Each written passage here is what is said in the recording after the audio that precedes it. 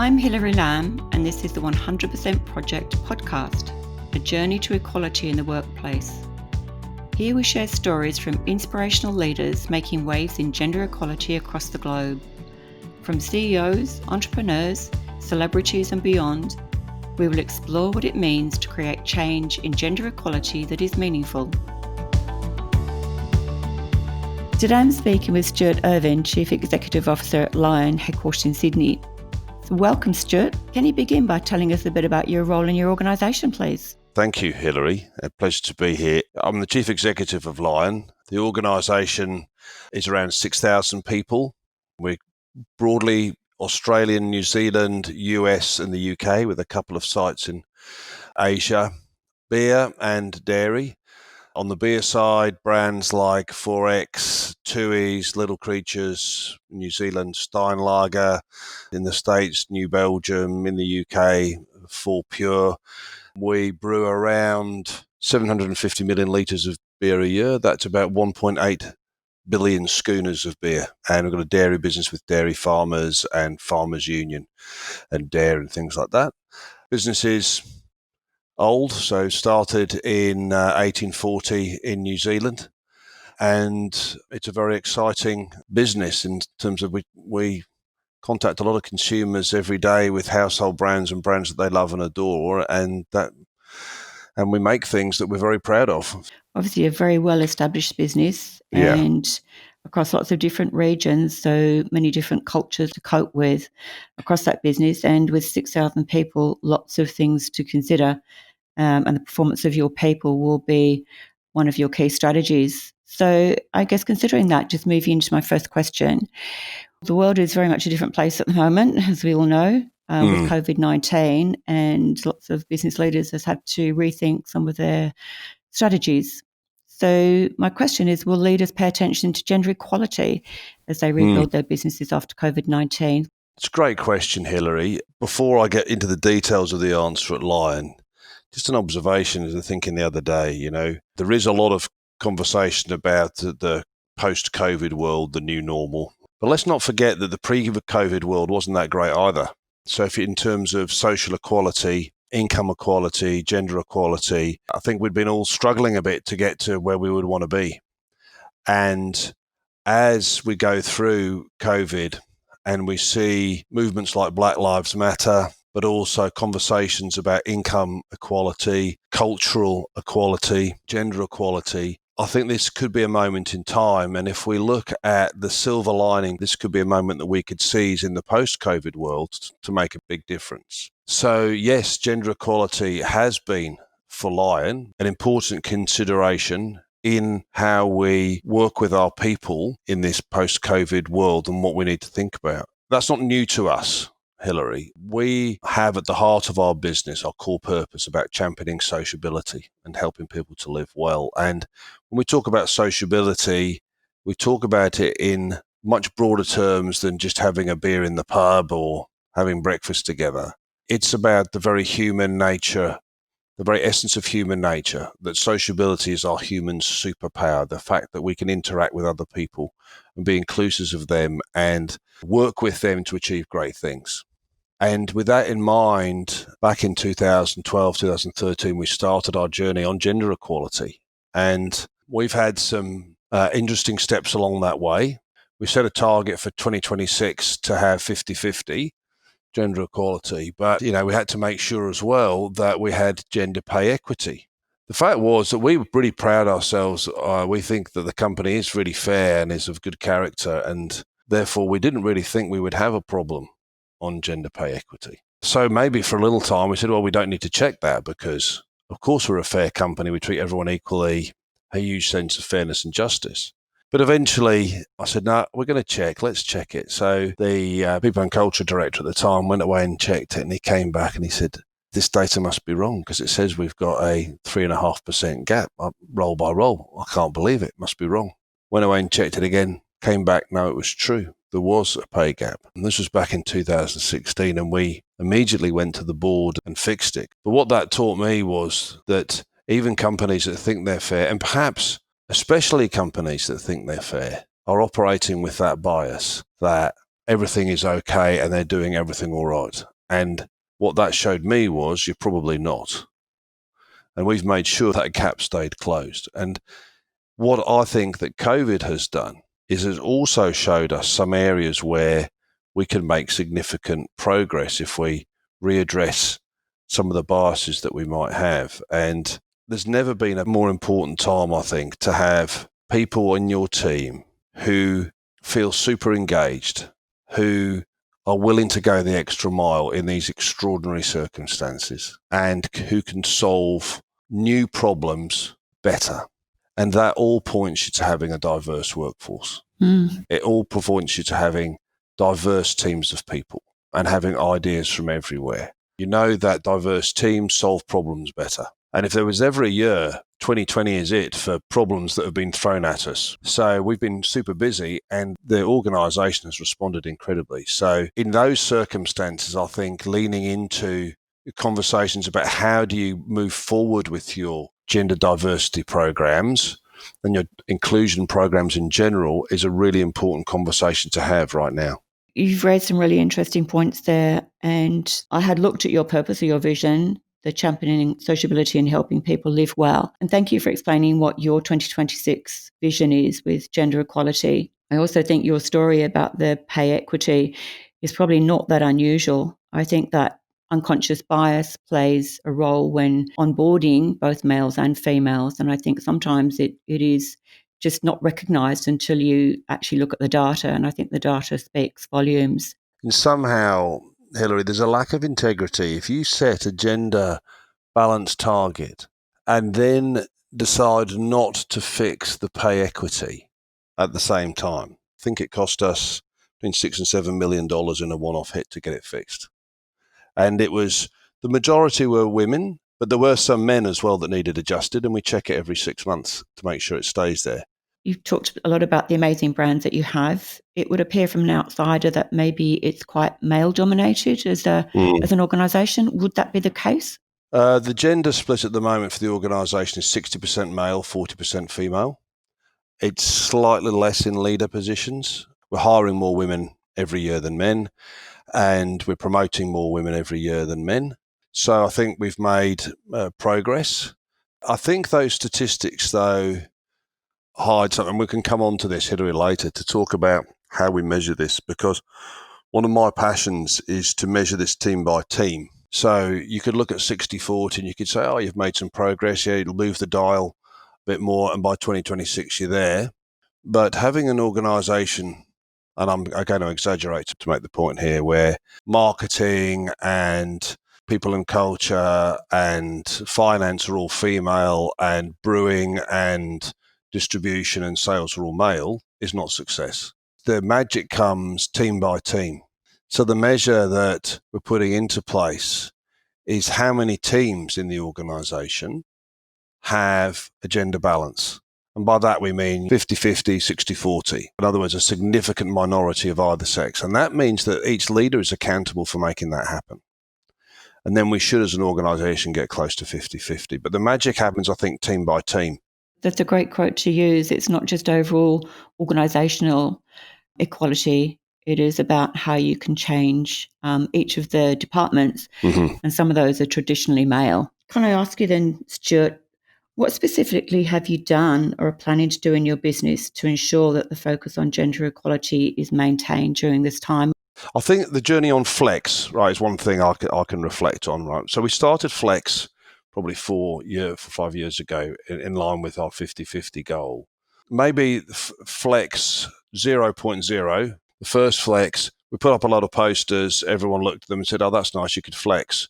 But if someone stood up at 4:00 and said, I'm going home because I've got to look after my kids or my dogs or go surfing or whatever you're going to do, everyone just looked at them and thought, oh, well, that's not working. So we got over that and we got into sort of Flex 1.0 where people started to say, yeah, I could really use this flex and it's okay to flex. And people started to be much more flexible about the way we worked. And we were really pleased with that, men and women using it. But as you get into COVID, we put in Flex 2.0. So it's the third iteration, if you like, of our Flex program. And I'd say that COVID has really shown you what flexibility has to be.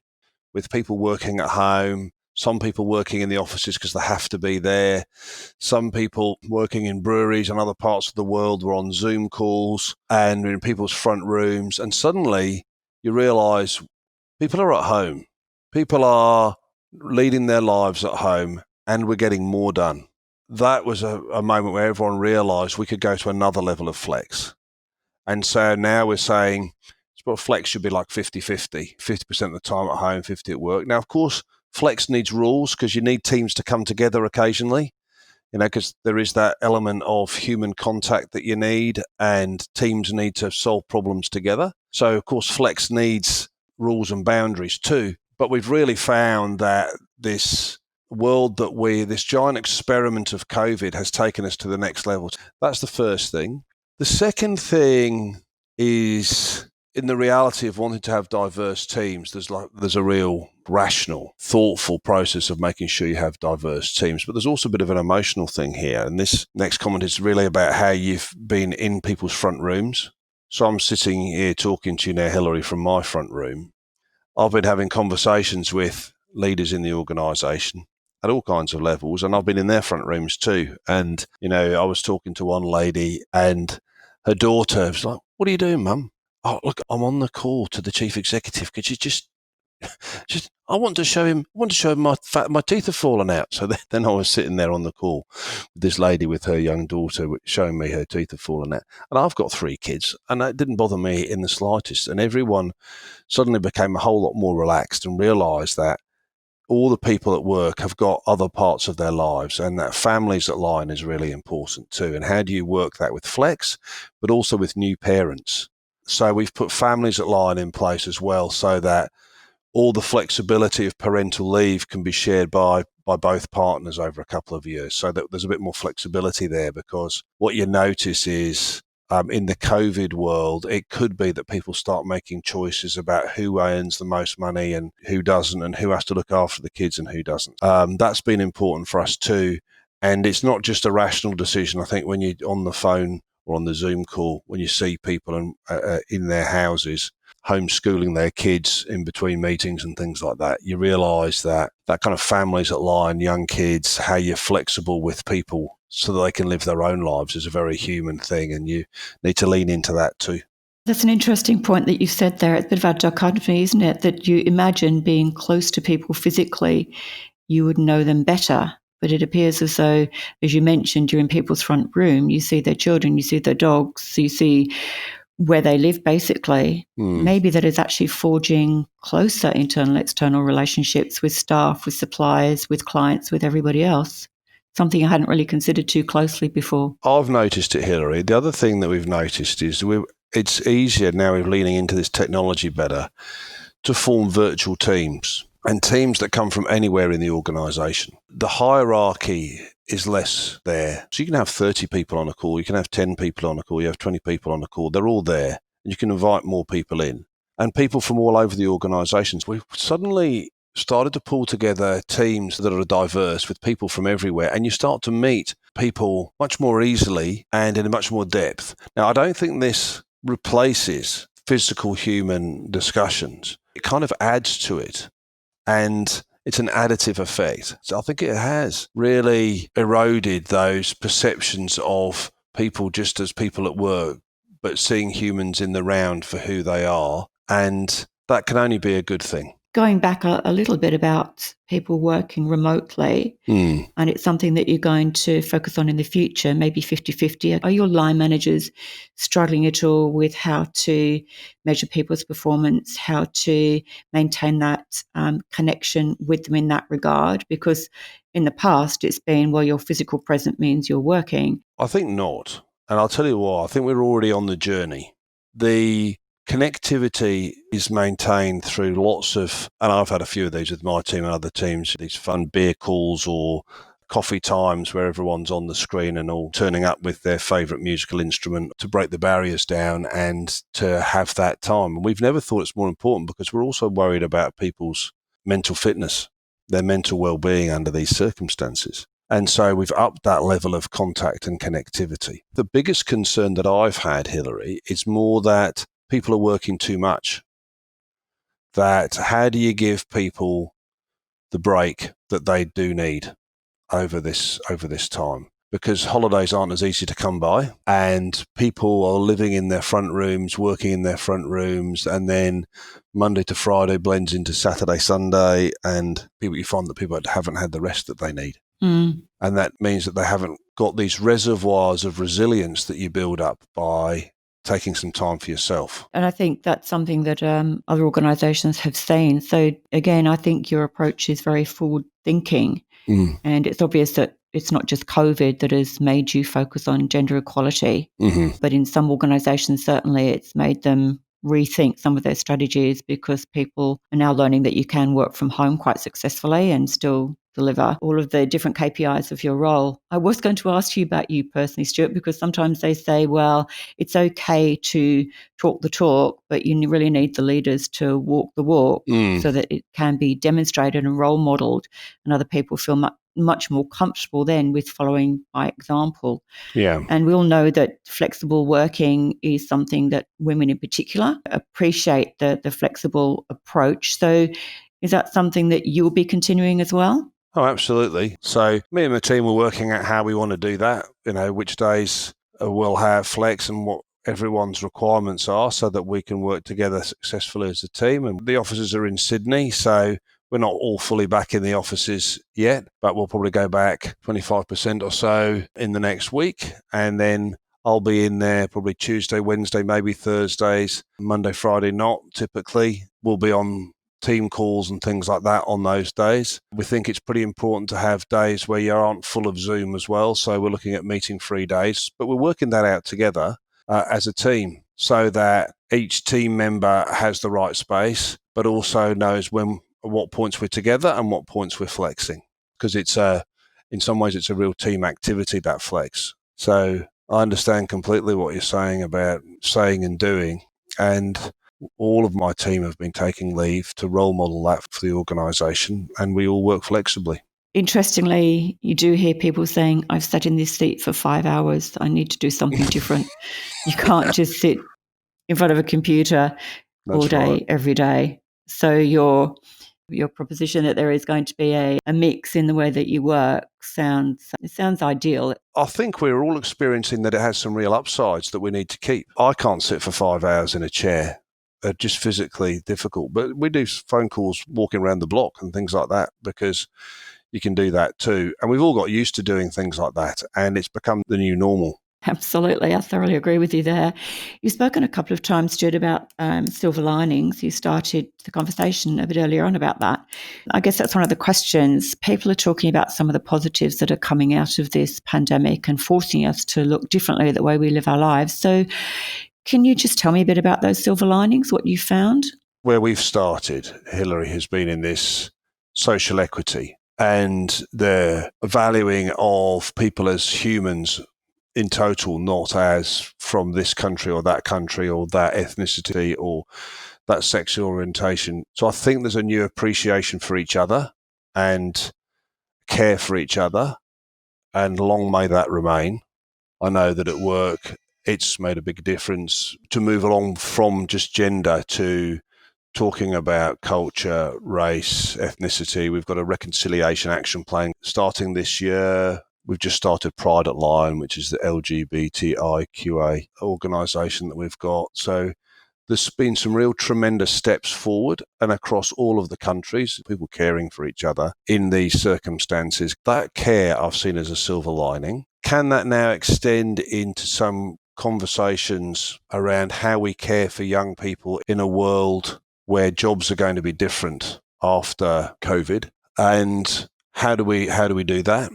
And is the conversations that were really more on the outer, like universal basic income, become more central now to how we will live and work in terms of economic equity in the future? That would be a hope of mine. In terms of the social equity side of things, to continue there. On the other side, I would also hope, and I do see, that people are getting a greater appreciation for the world in which we live and the interconnected nature of it. And one of my other passions is to help make sure that our generation or our generations don't destroy the planet and heat the planet up to such an extent that the costs of that are the burden for the next generations.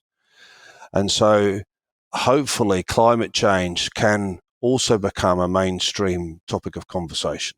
I mean, the bushfires that we endured in Australia are a product of that. The collapse of the Arctic ice shelves are a product of that. The costs that are coming because of that are huge. Lion, this year, and if you talk about, are you still focusing on this in a COVID world? The answer is yes, because we became Australia's first carbon neutral brewer this year. New Belgium, which is one of our businesses, has just launched 100% carbon neutral beer under Fat Tire. And we're continuing to work on what I think is one of the great issues of our time, which is the change in climate and how can we start to do more now faster, because I think the speed of change is what surprises me.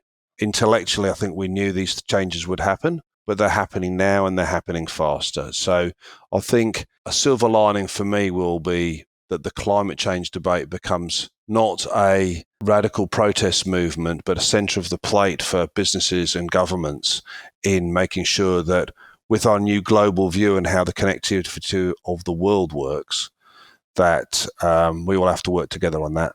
Well, it sounds like Lion has a really strong social responsibility that seems to be very high in your agenda in lots of different ways, which is great to hear, and wish all, certainly larger corporations, would be able to do that. And I think people trying to work normally through COVID has really made them think more about their lives in general, where they live, how they integrate work and home and family.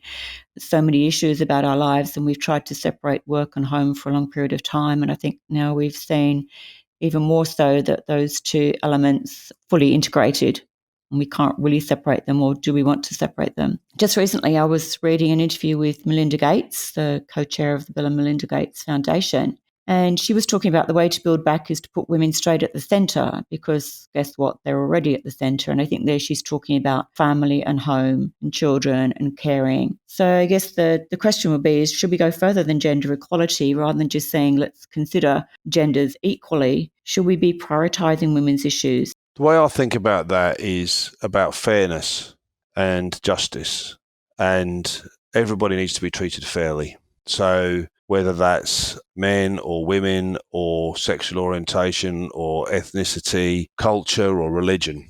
So I think fairness is where I come from in that. However, I would say that women have been treated unfairly over a long period of time. And so in order to get to that fairness, we are going to have to focus on those issues. And I just go back to even those micro moments in households that you see on the screen when there's a couple caring for their kids. Who's doing the caring and how is that caring happening? And who's holding down the income and doing the caring at the same time, perhaps? I think that equality and sharing of the roles between men and women in families and how that works, and in terms of the families at Lion policies and things like that, and recognizing the differences in how people think about things is really important. So for example, in our recruiting adverts, we've taken off the salaries, or asking salaries in recruiting, because men and women react differently to that. So that's had to go. Previous experience we've taken off as well, because often men will say, yes, I can do all of those things, and women will go, oh, I can't do one of those things, so I won't apply. So you've got to recognise that there are differences and organise yourself for that. And in that way, you are prioritising women's needs, because what's happened before, it's all been organised the other way around. So to get to fairness, you are going to have to do it. But I think we have to prioritise women, the issues that women face in society about getting to equal, really hard right now to me. We get to that fairness. And as I said at the start, Hilary, many of those are hidden because we have these biases about that's just the way things are, and it shouldn't be just the way things are. But we have to uncover those biases and then fix them, and that will require prioritisation. Thank you, Stuart, for that answer. I've really enjoyed talking to you today. It sounds like Lion is implementing some great initiatives already have gender equality high on your priority list of strategies. So really appreciated your time today. Thank you so much. Thank you for the opportunity to talk to you about this. It's something I'm, with my team, really passionate about, and I'm glad to be able to share it. Hopefully this will make a difference somewhere, and that people can go away and think, what could they do in their own little or big circles of control to make a difference? And if we all make a little bit of difference in what we do, like Lion's trying to do in our own little world, then we'll move the big world along with us. I'm sure we will. Thank you for your time. Thanks, Hilary. I hope you found today's episode useful. If you would like to find out more about our work and access our free research, just go to our website, the100percentproject.com.au. Until next time, thanks for listening.